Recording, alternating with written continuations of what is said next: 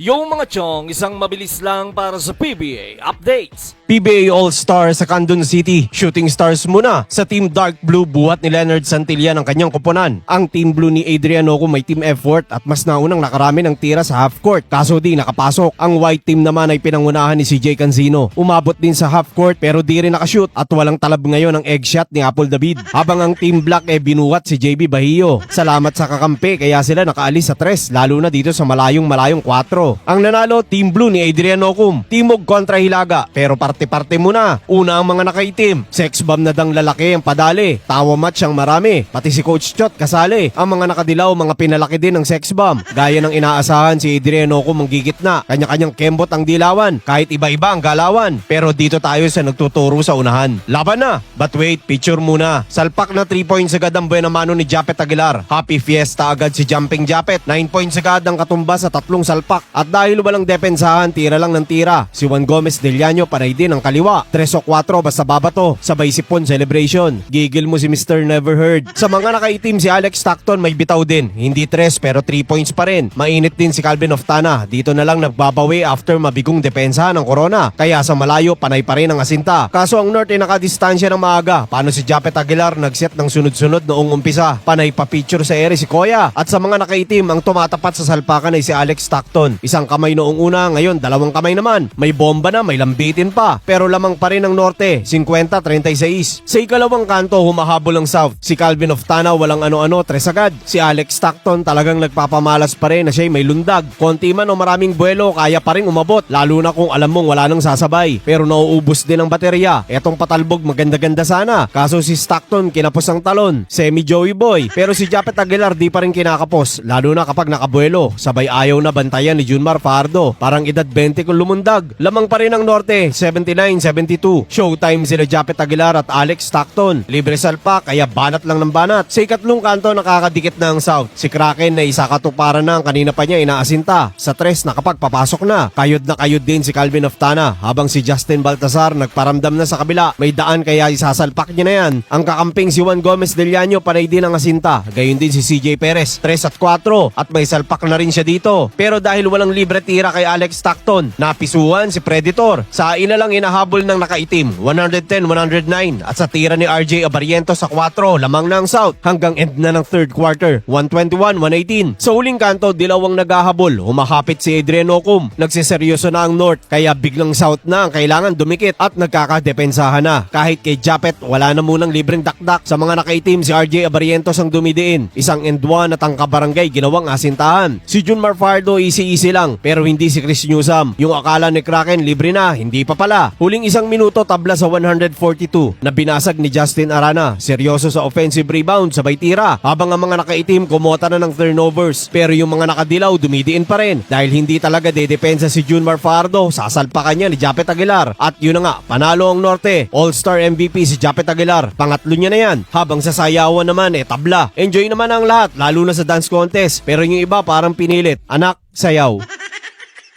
Hanggang dito na lang mga chong. Maraming salamat. Hanggang sa muli.